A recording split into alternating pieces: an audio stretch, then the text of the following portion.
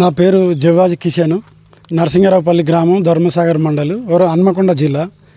ఇక్కడ నరసింగరావుపల్లి గ్రామంలో మా తాతల నుంచి వారసత్వంగా వస్తున్న నివాస స్థలం ఇది.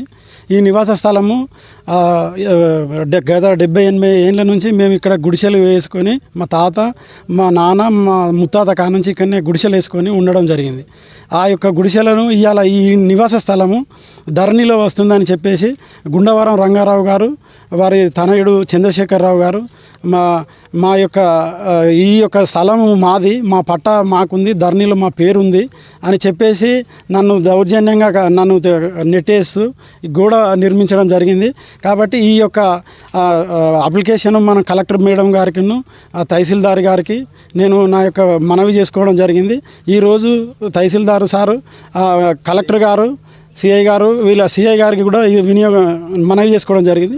ఈరోజు కలెక్టర్ గారు, జాయింట్ ట్రైనింగ్ కలెక్టర్ గారును, ఎంఆర్ఓ గారు, తహసీల్దార్, ధర్మసాగర్ తహసీల్దార్ గారు ఈ యొక్క ఫీల్డ్ మీదకి వచ్చి ఎంక్వైరీ చేయడం జరిగింది.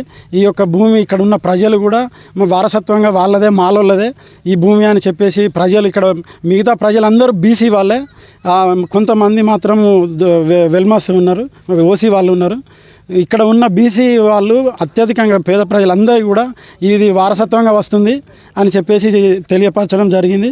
అదేవిధంగా ఈ గ్రామంలో 180 ఇండ్లు ఉంటాయి. ఆ 180 ఇండ్లు కూడా అంటే కబ్జాలోనే ఉండడం జరిగింది.